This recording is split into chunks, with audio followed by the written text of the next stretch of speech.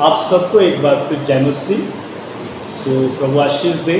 आइए इस समय हम परमेश्वर के वचन की ओर जाएंगे। और इस समय हम मत्ती की पुस्तक आज के अध्ययन और मनन के लिए हम निकालेंगे। और स्वर्ग में धन संचय करने का क्या अर्थ है? स्वर्ग में धन संचय करने का क्या अर्थ है, क्या मतलब है? हम थोड़ा सा इस पे भी आज चर्चा करना चाहेंगे। और मत्ती की पुस्तक 6 अध्याय 19 से 21 वचन आज हम देखेंगे। मैं पढ़ता हूँ आप सबके लिए, आप अपने बाइबल पे देखें। अपने लिए पृथ्वी पर धन इकट्ठा ना करो, जहाँ कीड़ा और काई बिगाड़ते हैं और जहाँ चोर सेंध लगाते और चुराते हैं। परंतु अपने लिए स्वर्ग में धन इकट्ठा करो, जहाँ ना तो कीड़ा और ना काई बिगाड़ते हैं और जहाँ चोर ना सेंध लगाते और न चुराते हैं। क्योंकि जहाँ तेरा धन है वहाँ तेरा मन भी लगा रहेगा। प्रभु के इस वचन के पढ़े और सुने जाने पर वो हमें बहुतायत की आशीष दे। मेरे प्रियो, ये जो अभी हमने पढ़ा है, ये पहाड़ी उपदेश का एक क्या है, हिस्सा है। जो पहाड़ी उपदेश मत्ती 5 अध्याय से आरंभ होकर 7 अध्याय के 29 वचन तक है। ये काफ़ी लंबा एक अनुच्छेद है जो पहाड़ी उपदेश का एक हिस्सा है, जो अभी हमने पढ़ा। और ये जो संदेश है, ये प्रभु यीशु मसीह एक बहुत बड़े भीड़ को ये क्या कर रहा है, संदेश दे रहा है ना। और आप जब पहाड़ी उपदेश मत्ती 5 अध्याय आप निकालते हैं तो 4 अध्याय, मत्ती 4 अध्याय और 25 पद में हमें ये पढ़ने मिलता है, गलील और दिकापुलिस, यरूशलेम, यहूदिया और यरदन नदी के पार से भीड़ की भीड़ उसके पीछे खोली। और 5 अध्याय का 1 वचन में लिखा है, वह इस भीड़ को देखकर पहाड़ पर चढ़ गया और जब बैठ गया तो उसके चेले उसके पास आए और वो अपना मुंह खोलकर उन्हें यह उपदेश देने लगा।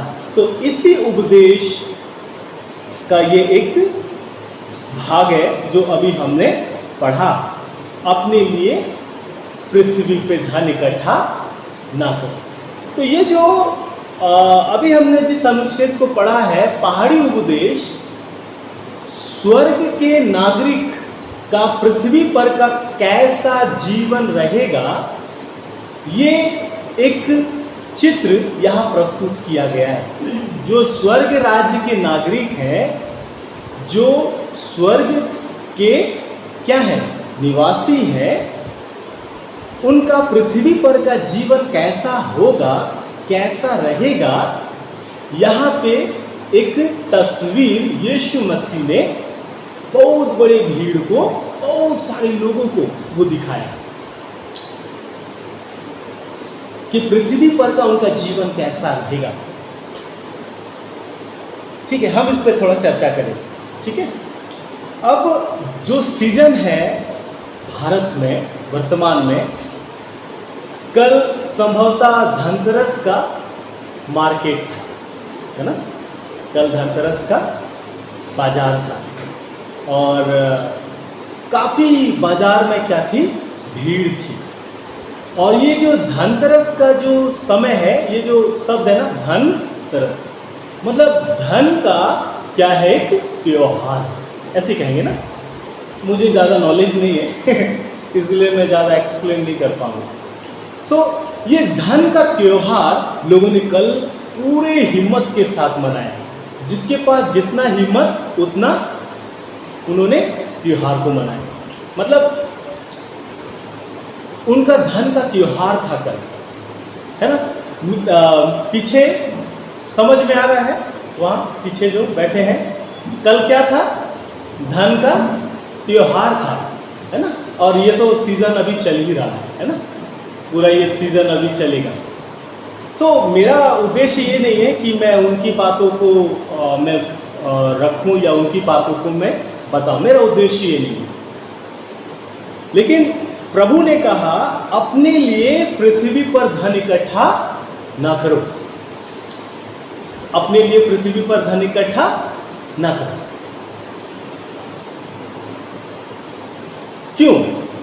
क्यों प्रभु यीशु मसीह इकट्ठा करने का जो शब्द है, मतलब इकट्ठा करने का मतलब यहाँ पे जो शब्द है, यहाँ पे क्या होती है? जहाँ कीड़ा और काई बिगाड़ते हैं और चोर सेंध लगाते हैं। मैं अपने कलीसिया में बहुत दिनों के बाद जब मैं पैसा को निकालता हूँ, चर्च का पैसा को निकालता हूँ, तो गिन नहीं पाता हूँ उसको, मैं गिन नहीं पाता हूँ। क्यों नहीं गिन पाता हूँ? वो काफ़ी समय से रखा ना, फिसलता नहीं। तो लोग काफ़ी पुराना पैसा भी देते हैं, रखा क्या हो जाता है? फिसलता नहीं है ना।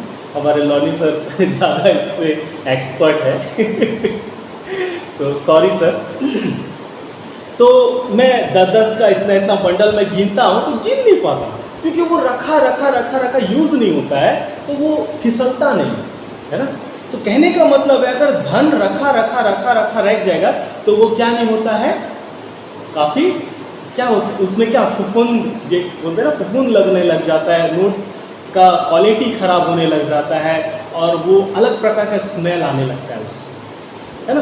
तो यहाँ पे शब्द है जहाँ कीड़ा और काई बिगाड़ते हैं, है ना, और उसके बाद चोर सेंध लगाते हैं। तो ये वो धन है जो ढेर लगा के रखने वाला धन का यहाँ पे जिक्र है। वो धन नहीं है जो एवरीडे हम काम करने जाते हैं और जो धन अर्जित होती है उससे हम अपने जीविका को व्यतीत करते हैं, उस धन की बात नहीं। अगर हम इसका इस तरह से सोचें, तो क्या प्रभु हमें धन कमाने के लिए मना कर रहा है? अगर हम इसे पढ़ेंगे, प्रभु बोल रहा ढेर लगाना नहीं है, वो धन हो जो यूज हो। बहुत सारे लोगों के पास में धन है, लेकिन वो यूज नहीं होती है ना, व्यवहार में नहीं आती है, वो केवल क्या है? शोपीस हो गया उनका। तो वैसा ना हो। तो बाइबल बोलती है अपने लिए पृथ्वी पर धन इकट्ठा ना करो। लेकिन अगर आप देखोगे तो प्रभु का वचन है 6 दिन तो तू क्या कर? कामकाज किया कर। तो मेहनत करने के लिए, परिश्रम करने के लिए, अपनी जीविका के लिए, धन के लिए बाइबल शिक्षा देती है। कमाने के लिए, जो मेहनत ना करे, जो ना कमाए, वो रोटी भी खाने ना पाए। जब तक तू अपने माथे के पसीने नहीं बहाएगा, तब तक रोटी भी खाने नहीं पाएगा। तो बाइबल तो हमें मेहनत करने के लिए और पैसा कमाने के लिए कहती है, लेकिन यहाँ पे जो प्रभु का जो दृष्टिकोण है इस धन के प्रति, ये वो धन है जो यूज़ नहीं होता है। जैसा मैंने अभी बोला ना, हालांकि गिरजा का जो पैसा है, मैं एक उदाहरण में समझाने के लिए मैं बोला, गिरजा का पैसा इस यूज़ होता है, इस्तेमाल होता है, लेकिन मैं ये बोल रहा हूँ रखे क्या होता है? वो फिसलता भी नहीं है। कभी कभी गिनने के लिए कभी कभी वो फिसल, लेकिन न्यू नोट जो हमेशा व्यवहार में आता है, सट गिनाता है ना लेकिन वो नोट जल्दी गिनाता नहीं। तो कहने का वो रखा हुआ है, यूज़ नहीं हो रहा है। तो प्रभु बोलता है कि ऐसा धन में क्या होता है, वो खराब हो जाता है और उस पर कीड़ा उससे बिगाड़ती है और चोर सेंध लगाती है उससे, है ना। वहाँ पे चोर सेंध लगाती है, ठीक है। लेकिन आगे प्रभु ने कहा, परंतु अपने लिए स्वर्ग में धन इकट्ठा करो, जहाँ ना तो कीड़ा और ना कोई कैसा लिखा है, हाँ, परंतु अपने लिए स्वर्ग में धन इकट्ठा करो, जहाँ ना तो कीड़ा और ना काई बिगाड़ते हैं, और जहाँ चोर ना सेंध लगाते और ना चुराते। इस संसार में धन को चोरी करने वालों का कमी नहीं है। इस संसार में धन को चोरी करने का कमी नहीं है। आप जब बाहर निकलते हैं तो कुछ लोग हैं आपके सामान को चोरी करने के ताक में ही वो घर से निकले, उनका वही ड्यूटी है।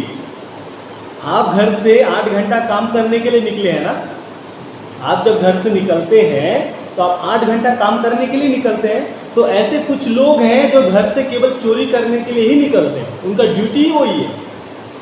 आपके पास देखेगा कोई बैग है, आप बैंक से निकल रहे हैं, आपके पास सोना का चैन है, आपके पास महंगा क्या है, लोगों का ये काम है, वो इसी ताक में रहते हैं। समझ रहे हैं ना मैं क्या बोलना चाह रहा हूँ? तो कुछ लोगों का ये ड्यूटी है। तो चोर का काम क्या है? वो हमेशा सेंध लगाने का उसका काम है, वो चोरी के ही ताक में रहता है। इस पृथ्वी पर कई बार चोरी होती है, हम कई बार CCTV लगाते हैं, है ना, कई बार हम लोग कैमरा लगाते हैं ताकि देख सकें भाई कौन चोर आया, कौन पुलिस आया, रिकॉर्ड हमारे पास हो सके, है कि नहीं? तो इस संसार में चोर तो है और उसका एक ही काम है कि वो हमारे धन को क्या करे? चोरी करे या लूट ले। अगर आप सोना का चैन पहन के बाहर जाते हैं तो कुछ लोग का नज़र आपके सोना का चैन पे रहेगा। अगर आप सोना का छल्ला पहन के बाहर जाते हैं तो कुछ लोग हैं आपके सोना का छल्ला पे उसका नज़र है, वो उसको चुराने के लिए। और कई एक लोगों के गले से आप आए दिन अखबार में पढ़ते हैं, तो उनका वही ड्यूटी है। तो कहने का मतलब है इस पृथ्वी पर चोर की कमी नहीं है और इस काम को करने वाले लोगों का कमी नहीं है। लोग धन को चुराने के लिए हमेशा सेंध लगाए रहते। इस धरती पे हमारा धन सुरक्षित नहीं है कहें तो, इसीलिए कई बार लोग सोना का चैन पहनते हैं तो साथ में कुछ रस्सी भी लगाए रहते हैं ना, रस्सी, काला रस्सी या पीला रस्सी जो भी मिले, ताकि जब चोर हाथ डाले तो टूटे ना जल्दी, क्योंकि रस्सी रहेगा तो वो काफ़ी ये हो जाएगा ना, मजबूत हो जाएगा। तो लोग अपनी सुरक्षा को देखते हैं। तो कहने का मतलब ये है कि इस धरती पे चोर हैं जो आपके धन पर उनका नज़र है एवरी टाइम, एवरी डे। जब आप घर से बाहर निकलते हैं या घर में भी जब आप रहते हैं तो लोगों का नज़र, कई बार लोग ताक में रहते हैं कि उस घर में बहुत धन है, मुझे डकैती करना है। रात के समय पहले ज़माने में लोग पिस्तौल, छुरी, चाकू लेकर डकैत लोग आते थे ना, डाका डालते थे।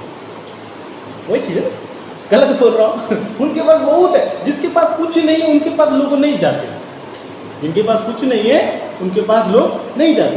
तो ये पृथ्वी का एक चेहरा है या पृथ्वी का एक तस्वीर है जो पृथ्वी पे होती है ना।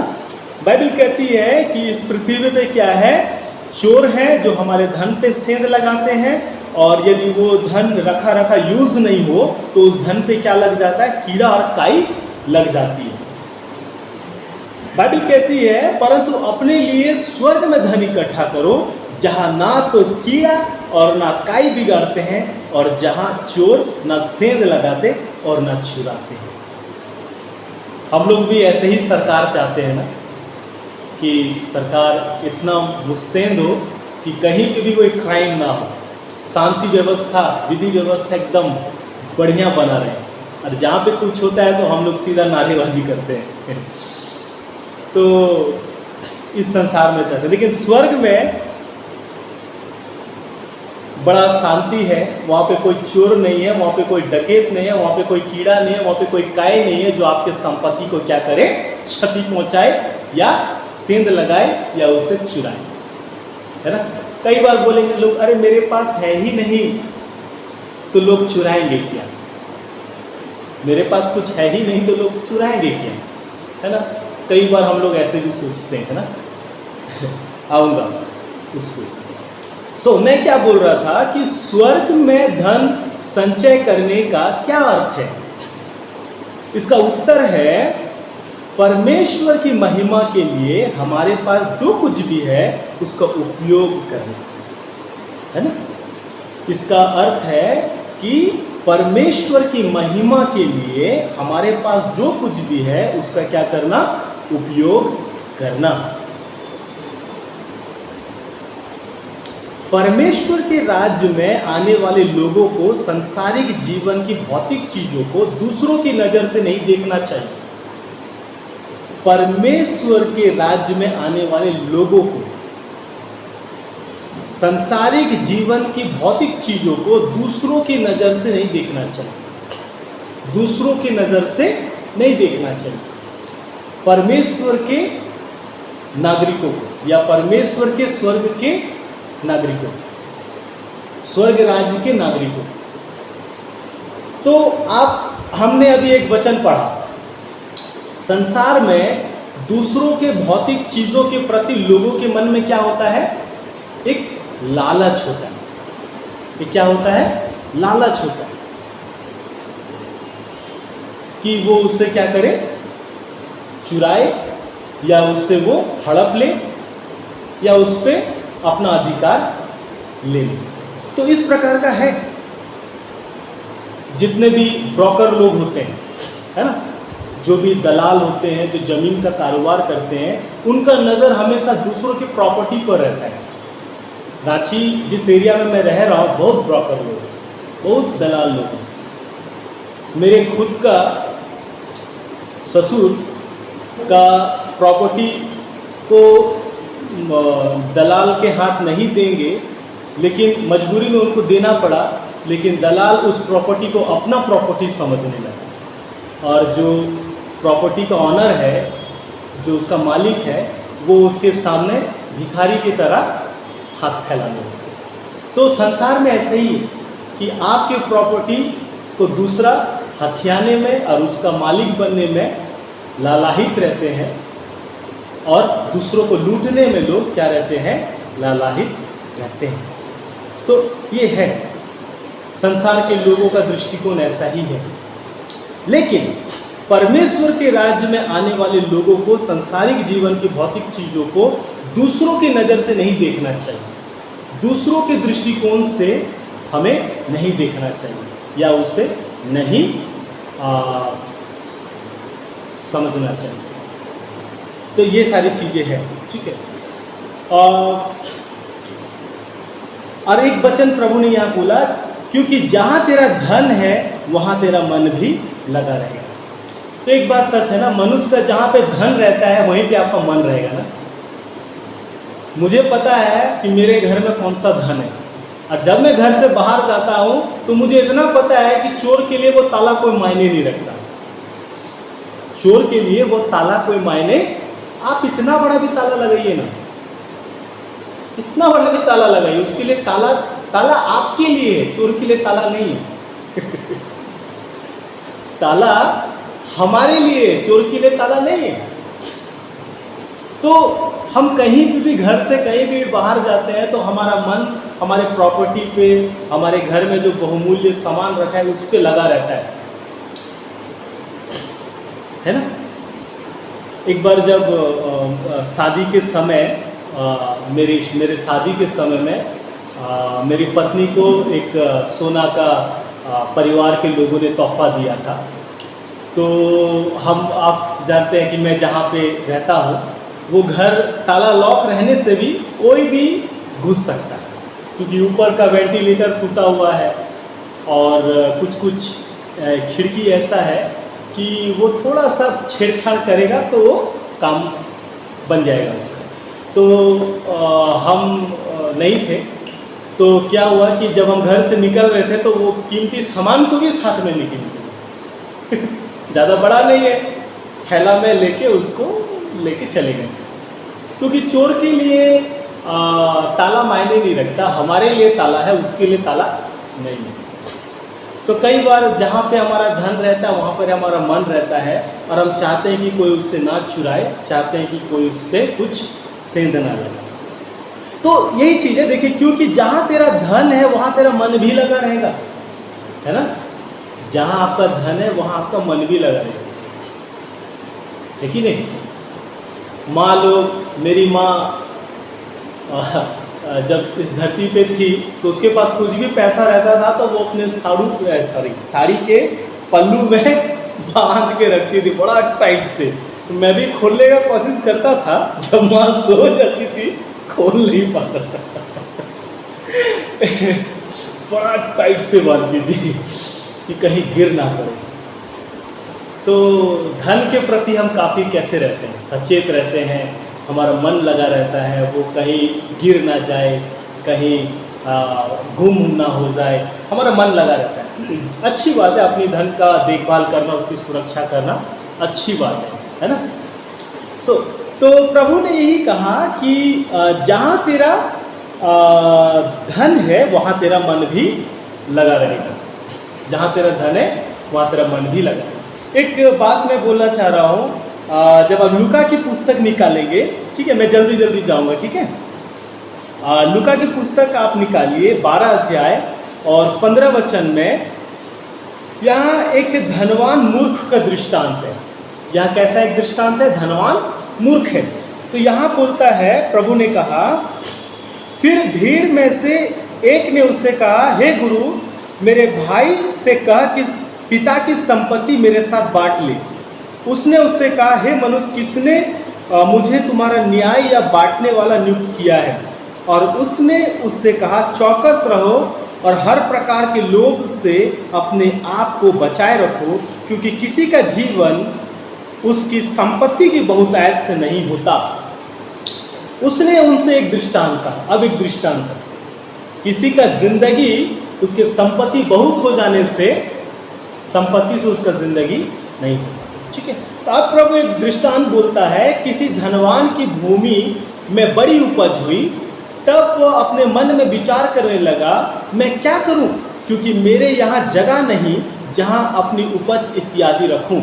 और उसने कहा, मैं यह करूँगा, मैं अपनी बखारियाँ तोड़कर उससे बड़ी बनाऊंगा और वहाँ अपना सब अन्न और संपत्ति रखूँगा, और अपने प्राण से कहूँगा कि प्राण, तेरे पास बहुत वर्षों के लिए बहुत संपत्ति रखी है, चैन कर, खा पी, सुख से रह।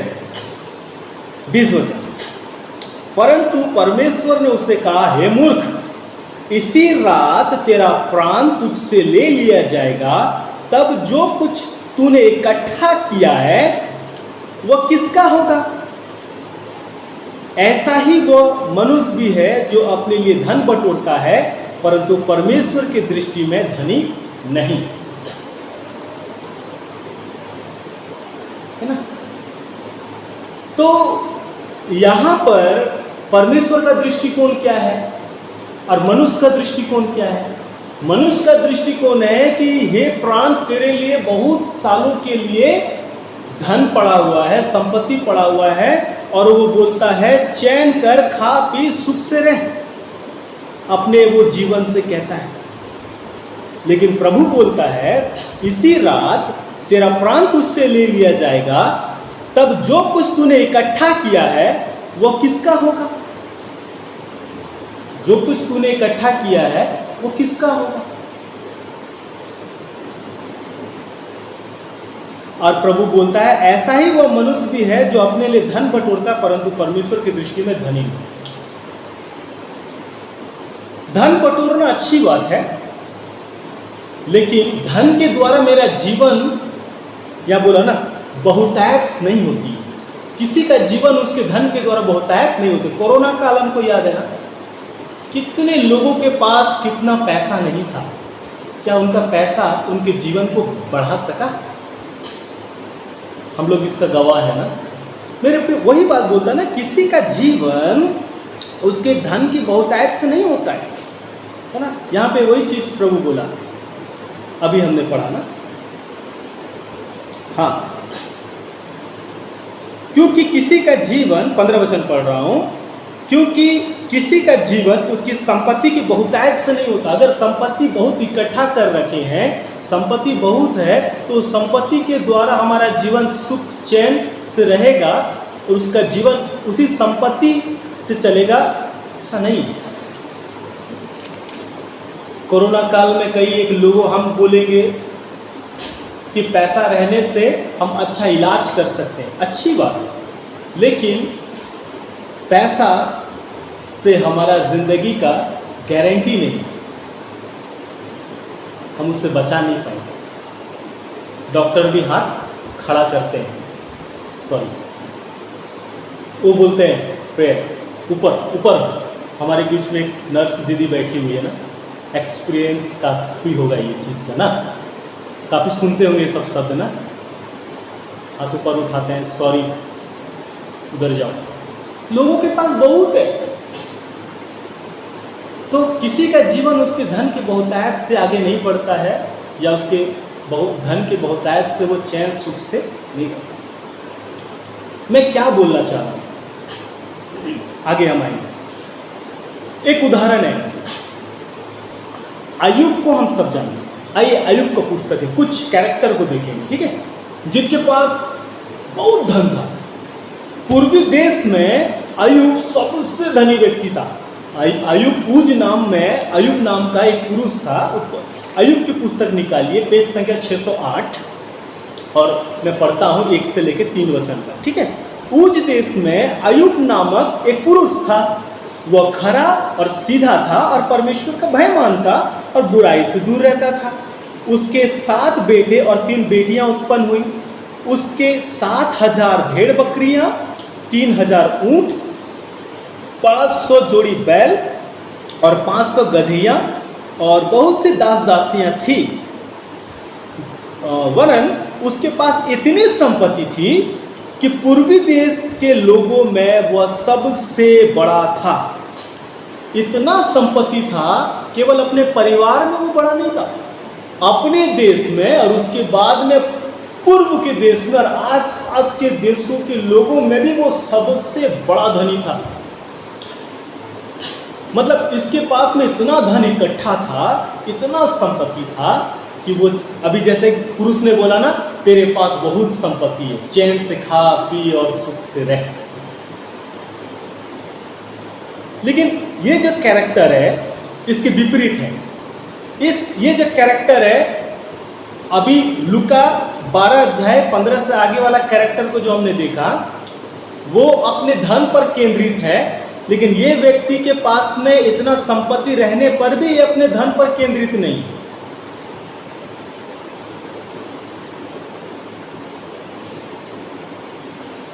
सोच रहे, इतना संपत्ति आप अगर जोड़ घटाव कीजिएगा तो यहाँ पे कहता है उसके पास 7,000 भेड़ बकरियां, 7,000। अच्छा, एक खस्सी खरीदने जाइए तो कितना पैसा लगता है आज के डेट में? 8,000 से लेकर लाख रुपया, और अच्छा क्वालिटी का 5 लाख 10 लाख तक का भी खस्सी बिकता है। एक खस्सी है ना, बैल, गधे, ऊंट। अरबपति है जी अय्यूब, अरबपति है उस समय का। अपने देश तो छोड़िए, पूर्व के देशों में भी सबसे बड़ा व्यक्ति है। धन का कोई कमी नहीं, अंबार लगा हुआ है। उसका कितना पुष्टि खाएगा तो भी खत्म नहीं होगा। इतना धन है, इतना धन है, इतना धन है, कोई लिमिट नहीं है। अनलिमिटेड, कोई लिमिट नहीं है उसका धन का। ये धन आया कहां से? ये वो धन है जो वहां से आया। कहां से आया? परमेश्वर की ओर से आया। ये वो धन नहीं है जो इसने अर्जित किया। यहां पे वो धन है जो लूका 12 अध्याय में जिस धन के विषय में हम पढ़ते हैं, उसके पास धन तो आया लेकिन धन के प्रति दृष्टिकोण उसका अच्छा नहीं रहा। लेकिन यहां पे जो धन है, और इस व्यक्ति का अगर कैरेक्टर को अगर आप देखोगे तो इस व्यक्ति के जीवन में कुछ समय के बाद, इतना बड़ा अरबपति व्यक्ति है ये, कुछ समय के बाद सब लुट गया। एक झटका में सब लुट गया, एक सेकंड में सब लुट गया। और इसके जीवन में जो क्या कहेंगे नुकसान इसको देखना पड़ा। सोचिए, इतना बड़ा अरबपति आदमी, करोड़पति आदमी, एक दिन में तहस नहस हो जाना संपत्ति का। आदमी ऐसे ही मर जाएगा, आदमी ऐसे ही मर जाएगा। उसको मारने का जरूरत भी नहीं है, ऐसे ही मर जाएगा। बोलते हैं हार्ट फेल हो जाएगा, ऐसे ही वो गया, हार्ट अटैक वही हो जाएगा उसको। और ऐसा हुआ इसके साथ में। इसके परमेश्वर के साथ अच्छा रिलेशन के कारण, परमेश्वर का भय मानता, बुराई से दूर रहता और सीधा रहता। इस कारण इसके जीवन में जो परीक्षाएं आई, एक दिन में सब इसका क्या हो गया? लुट गया, लुट गया।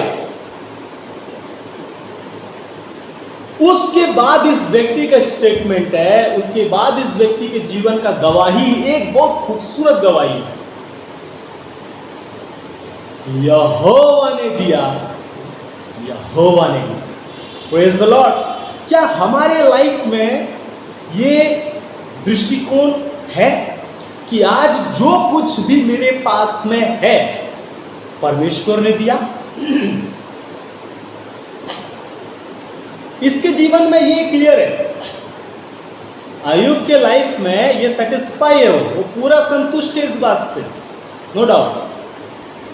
यहोवा ने दिया, यहोवा ने दिया।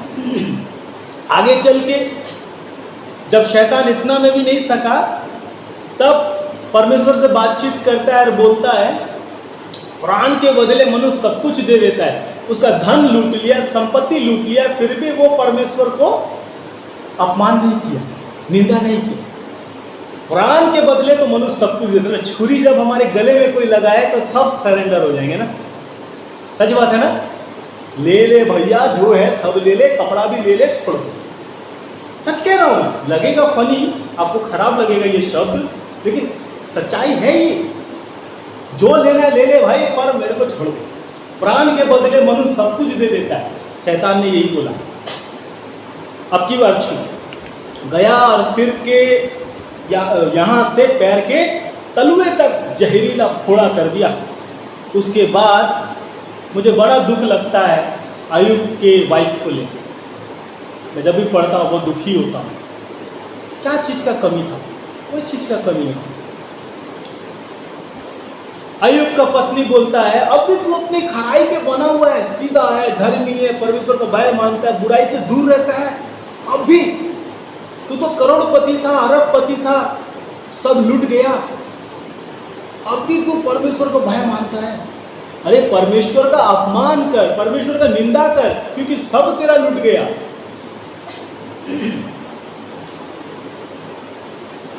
तब अय्यूब एक बात बोलता है, क्या हम जो परमेश्वर के हाथ से सुख लेते हैं दुख ना ले?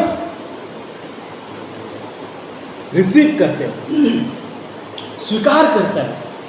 कई बार हम लोग ना सुख के लिए बड़ा एक्साइटेड रहते हैं, बड़ा उत्साहित रहते हैं ना, लेकिन दुख के लिए हम no no no no no, please मेरा नंबर पीछे है। अय्यूब बोलता है ओके, ये परमेश्वर का योजना है, उसी ने दिया, उसी ने दिया। किसी का जीवन उसकी संपत्ति के बहुतायत के कारण नहीं होता। शैतान ने अय्यूब के विषय परमेश्वर को क्या बोला? अरे तूने उसको अपने देश में और पूर्वी देश के सब लोगों में सबसे बड़ा धनवान बनाया है, अरबपति है वो, करोड़पति है वो, इसीलिए वो तुम्हारा भय मानता है। ये सारा संपत्ति, ये सारा धन, अरे थोड़ा सा हटा दो ना, तुम्हारे मुंह में अपमान करेगा। जी क्या बात करते हैं, तुम्हारा मुंह में तुम्हारे अपमान करेगा वो, हटा दो सब। वो सुख के लिए ही तुम्हारा वर्शिप कर रहा है, तुमसे उसको लाभ मिल रहा है ना, इसीलिए वो तुम्हारा गुणानुगान कर रहा है। ये सब थोड़ा हटाओ ना, उसके बाद देखना वो तुम्हारे मुंह पे तुम्हारा अपमान करेगा। तो बोला ठीक है, जांच ले भाई, मेरा दास है, जांच ले। लेकिन अय्यूब लाभ के लिए और उसका धन पर कभी भी उसका मन नहीं था। लाभ के लिए वो कभी परमेश्वर का आराधना नहीं किया। ये बात प्रूव कर रहा है। सब लूट गया, सब बिखर गया, सब टूट गया, वाइफ भी छोड़ के चली गई, अकेला रह गया, टूटा, बेसहारा, लाचार, बेबस। मनुष्य के दृष्टिकोण में, पर परमेश्वर के दृष्टिकोण में नहीं। मनुष्य के दृष्टिकोण में वो उस तरह से वो दिख रहा है, आरे हाय रे, आए मित्र लोग ऐसा करने। मनुष्य के दृष्टि में लाचार बन गया, बेबस बन गया, बट परमेश्वर के सामने नहीं। नो, परमेश्वर के सामने, परमेश्वर के सामने। और उसके बाद हम अय्यूब की पुस्तक आगे पढ़ते हैं। अय्यूब को परमेश्वर ने पहले से भी और दुगुना आशीषित किया। Praise the Lord, hallelujah. और भी उसको आशीषित किया। मेरे प्रियो, हमारा परमेश्वर महान है, वही सर्वशक्तिमान परमेश्वर है, वही देता है और वही हमारे जीवन में बहुतायत से देता है। क्या विश्वास करते हैं? आमीन। जब आपके जीवन में घटी होगी, जब आपके जीवन में कमी आएगी, जब आपका धन समाप्त हो जाएगा, जब आपके धन खत्म हो जाएंगे, तब हम क्या कुड़कुड़ाएंगे? परमेश्वर से निंदा करेंगे? परमेश्वर का शिकायत करेंगे? परमेश्वर का वर्शिप करना छोड़ देंगे? चर्च जाना छोड़ देंगे? आराधना करना छोड़ देंगे? अगर ऐसा है तो अय्यूब के जीवन से सीखने की आवश्यकता है। अय्यूब के जीवन से सीखने की आवश्यकता। और आगे चल के परमेश्वर ने अय्यूब के जीवन में बताता है, बोलता है, जब परमेश्वर ने उसको दर्शन दिया, मैंने कानों से तो तेरा समाचार सुना था, पर मेरी आंखें तुझे देखती और मुझे घृणा आती है अपने ऊपर। मैंने महाराज अधिराज सर्वशक्तिमान परमेश्वर को मैंने देखा। और परमेश्वर उसके बाद उसको 2 गुना आशीषित करता है। मेरे प्रियो, प्रेज द लॉर्ड। हर परिस्थिति में विश्वास योग्य बना रहना, थोड़े में, हर परिस्थिति में। याद है, 1 तोड़ा, 2 तोड़ा, 10 तोड़ा। और जिसको 1 तोड़ा मिला था वो बालू में गड्ढा करके उसे क्या किया? छिपा दिया। लेकिन जिसको परमेश्वर ने दिया था उसने उसको क्या किया? बढ़ाया, विश्वास योग्य रहा। तो जितना भी संपत्ति आज हमारे पास में है, जो कुछ भी परमेश्वर हमारे पास दिया है, उसी में संतोष, उसी में संतुष्टि, उसी में खुशी। Praise the Lord. दूसरों के लाइफ स्टाइल को देख के कुड़कुड़ाना नहीं है, नो। उसके कपड़ों को देख के, उसके रहन सहन को देख के कुड़कुड़ाना नहीं है। हम जिस बैकग्राउंड से आते हैं, जब मसीह में नहीं थे तो हम इसी स्वभाव में जीवन व्यतीत करते थे। बट आज हमारा दृष्टिकोण ईश्वरीय दृष्टिकोण होना चाहिए, परमेश्वर के नज़र से देखना चाहिए। मैं एक बात बताऊं, 2 बात बताऊंगा। आइए मेरे साथ पहला इतिहास 29 का 12 पढ़िए, और उसके बाद हम पढ़ेंगे नीति वचन 10 का 22 पढ़ेंगे, और उसके बाद पढ़ेंगे उत्पत्ति 15 का 1 पढ़ेंगे और समाप्त करेंगे। ठीक है, पहले पढ़िए, आप में से कोई पढ़िए पहला इतिहास 29 वर्स 12।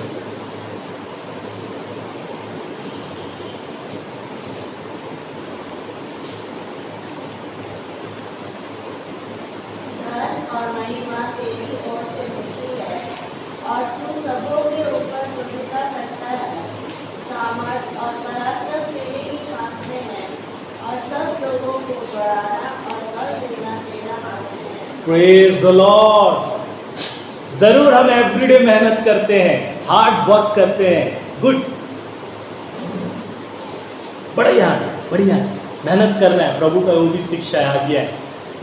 लेकिन हमें बाइबल बताती है कि धन और महिमा तेरी ओर से मिलती है। Praise the Lord. ठहरने वाला धन, संतुष्टि वाला धन, संतुष्टि वाला धन। Praise the Lord. नीति वचन 10 का 12।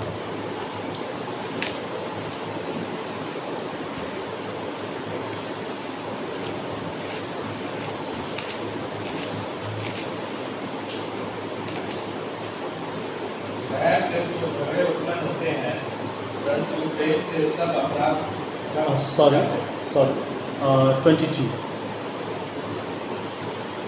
धन यहोवा की आशीष ही से मिलता है और वह उसके साथ दुख नहीं। Praise the Lord. धन परमेश्वर की आशीष ही से मिलता है और वह उसके साथ दुख नहीं मिलाता। ये दृष्टिकोण तो स्पष्ट होना है मेरे प्रिय। जो कुछ भी आज हमारे पास में है परमेश्वर की ओर से, परमेश्वर ने दिया है, और उसके साथ वो दुख नहीं मिलाता, उसके साथ वो दुख नहीं मिलाता। Praise the Lord.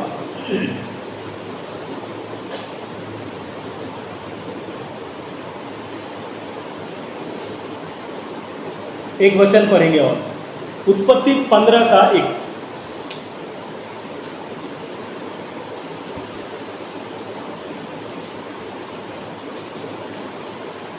इन बातों के पश्चात यहोवा का यह वचन दर्शन में अब्राम के पास पहुंचा, हे अब्राम, मत डर, तेरी ढाल और तेरा अत्यंत बड़ा प्रतिफल मैं प्रेज द लॉर्ड। मेरे प्रियो, हमें ये शिक्षा देती है कि परमेश्वर ही हमारा बड़ा प्रतिफल है, परमेश्वर ही हमारा धन है। परमेश्वर को अपना बड़ा प्रतिफल, बड़ा भाग के रूप में हम देखें, है ना। निर्गमन 19:5।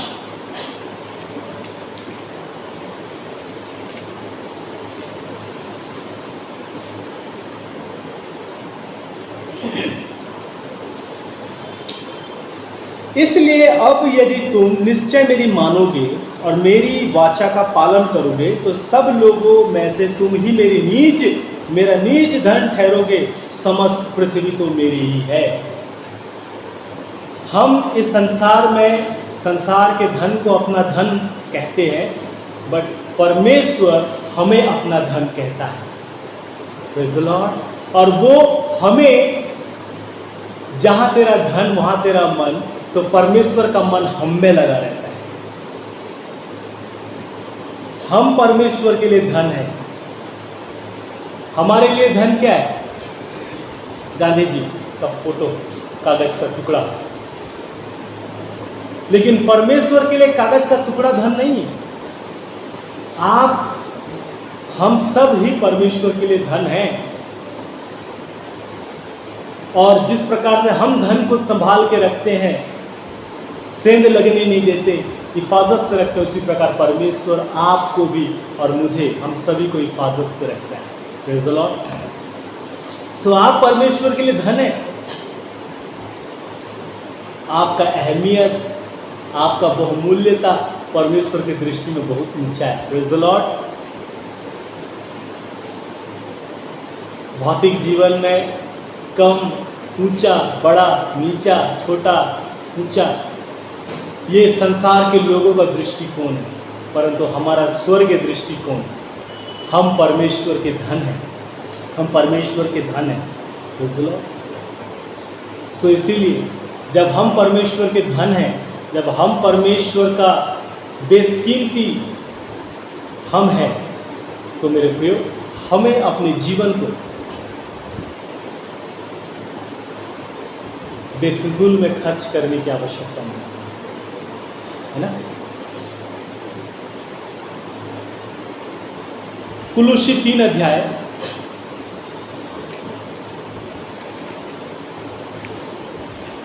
1 से लेकर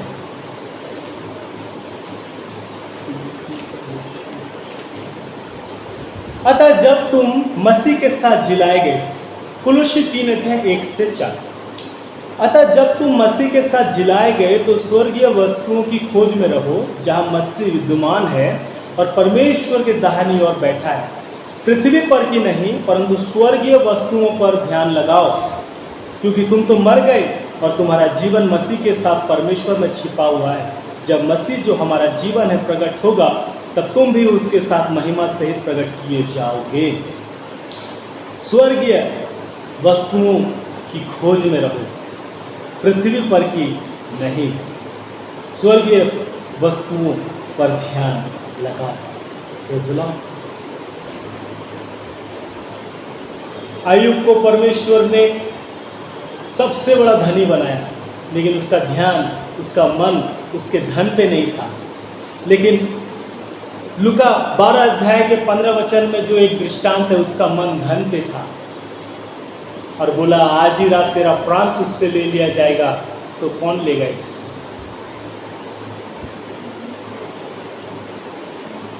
अय्यूब ने कहा, यहोवा ने दिया, यहोवा ने दिया। तो मेरे प्रियो, हमारे जीवन में हमें सब कुछ परमेश्वर से मिलता है, और जो भी हमारे पास में उसी में संतोष या संतुष्टि हमें रहना है। Praise the Lord. और जैसे मैंने शुरू में भी बोला कि हम स्वर्ग राज्य के नागरिक हैं, पृथ्वी पर के नहीं। और परमेश्वर की महिमा के लिए हमारे पास जो कुछ भी है उसको उपयोग करें। जो कुछ भी है परमेश्वर के लिए आप धन है। हम लोग धन का उपयोग करते हैं ना, सेवकाई में योगदान देते हैं, लेकिन परमेश्वर के लिए आप ही धन है। प्रभु चाहता है कि आप उपयोग में आए। प्रेज़ द लॉर्ड, आप उपयोग में आए। परमेश्वर की महिमा के लिए हमारे पास जो कुछ है उसको उपयोग करना। पैसों के विषय में मैं नहीं कहूँगा, मैं ईश्वरीय दृष्टिकोण के विषय कहूँगा। परमेश्वर के दृष्टिकोण में अभी हमने पढ़ा निर्गमन 19:5 में कि तुम ही उसका क्या हो, धन हो। तो जब हम परमेश्वर के लिए धन है तो हम उसके लिए क्या है, उपयोग में आए। प्रेज़ द लॉर्ड, उसकी महिमा के लिए हम उपयोग में आए। और ज़रूर हम हर्ष से अपने पास जो कुछ भी, हमारे पास जो कुछ भी है परमेश्वर ने दिया है, उसी से हम परमेश्वर को देते हैं। ये जीवन परमेश्वर का है। कई बार हम हर चीज़ को डिवाइड कर देते हैं ना, अलग अलग बांट देते हैं। ये जीवन परमेश्वर का है, हम परमेश्वर के हैं, और हमारा जो कुछ भी है वो सब परमेश्वर का। यीशु मसीह ने कहा जो कुछ तेरा है वो मेरा है, और जो कुछ मेरा है वो तेरा है। Praise the Lord. सो परमेश्वर हमारा है, और हमारा जो कुछ भी है संपूर्ण अधिकार परमेश्वर, उसके अलावा किसी का नहीं। तो आपके जीवन में, मेरे जीवन में संपूर्ण अधिकार परमेश्वर का है। Praise the Lord. आपके जीवन में, मेरे जीवन में संपूर्ण अधिकार परमेश्वर का है। हम परमेश्वर के हैं, इसलिए हमारा जीवन ऐसा हो, हमारा जीवन ऐसा खर्च हो, बड़ा बुद्धिमानी के साथ, बड़ा खुशी के साथ, सब कुछ परमेश्वर का। Praise the Lord. और जो भी धन संपत्ति की बात आती है तो हमारा धन स्वर्ग में है, और हम जा रहे हैं प्रभु के पास। तो इसलिए जो कुछ भी है उसमें संतोष करें। प्रभु हमारा धन है, प्रभु ही हमारा सब कुछ है। Praise the Lord. और हम उसके लिए धन है, तो हम उसके लिए उपयोग में आए। जो कुछ भी हमारे पास में है उसे प्रभु के लिए खर्च करें। आइए इस समय प्रार्थना करें। स्तुति और महिमा की योग्य महान परमेश्वर, धन्यवाद देते हुए एक बार फिर तेरे चरण के निकट उपस्थित है। पिता, तू भला है, तेरी करुणा सदा की है। तूने अपने वचन से प्रभु हमसे बातचीत किया है, प्रोत्साहित किया है प्रभु जी, कि हम चंचल धन पे मन ना लगाएं, परंतु स्वर्गीय धन पे हम मन लगाएं, जो कभी खत्म नहीं होगा, कभी ख़त्म नहीं होगा। प्रभु, तूने अय्यूब को इतना धनी बनाया, लेकिन उसका मन उसके धन पे नहीं था। उसने कहा यहोवा ने दिया, यहोवा ने लिया। और प्रभु, आपने उसको आशीषित किया। आज आपने हमें आशीषित किया है प्रभु। जो कुछ भी आज हमारे पास है वो आपकी ओर से, हम इस बात के लिए धन्यवादित हैं प्रभु जी। और आप हमें अपना धन कहते हैं प्रभु। प्रार्थना करते हैं प्रभु कि हम आपकी महिमा के लिए उपयोग में आएँ, आप हमें अपनी महिमा के लिए उपयोग में लाएं। हमारी यही प्रार्थना है प्रभु जी। हमारे प्रियों को आशीष दो। कमी घटी, उतार चढ़ाव पारिवारिक आर्थिक जीवन में, ये सब कुछ तू जानता है परमेश्वर। हे प्रभु, अपने स्वर्गीय भंडार से हमारे प्रियों का ज़रूरतों को कल भी पूरा किया था, आज भी पूरा कर रहा है, और भविष्य में भी तू पूरा करता रहेगा, क्योंकि तू हमारा परमेश्वर, हमारा भरोसा तुझ पर है। हमारे प्रियों को प्रभु तो फाइनेंशियली रीति से उनको स्वतंत्र कर पिता। यदि कोई पैसों के बोझ से यदि दबे हैं, कर्ज में हैं, प्रभु प्रार्थना करते उनको तो उससे स्वतंत्र कर, आज़ाद कर पिता। हम यही प्रार्थना करते हैं। और हे प्रभु, उनका धन स्वर्ग में है, हमारा धन स्वर्ग में है प्रभु। हमारा मन हमेशा तुझ में लगा रहे प्रभु, यही प्रार्थना। संसार की भौतिक चीज़ों से हमारे मन को तू फेर के अपनी ओर हमारे मन को ले चल परमेश्वर, हम यही प्रार्थना। प्रियो को आशीष दे पिता, आशीष के साथ विदा कर। धन्यवाद देते हैं तूने हमें आज की आराधना में सहायता किया। तेरी आराधना करने में, वचन पढ़ने, सुनने, सुनाने में सारा आदर सम्मान गौरव तेरे महान पवित्र नाम को देते हैं और ये प्रार्थना मांगते हैं हमारे प्रभु यीशु मसीह के नाम में, आमीन। अब हमारे प्रभु यीशु मसीह का अनुग्रह, परमेश्वर पिता का प्रेम, पवित्र आत्मा की सेवा हम सबों के साथ हमेशा होती है, आमीन। आप सबों को जय मसीह।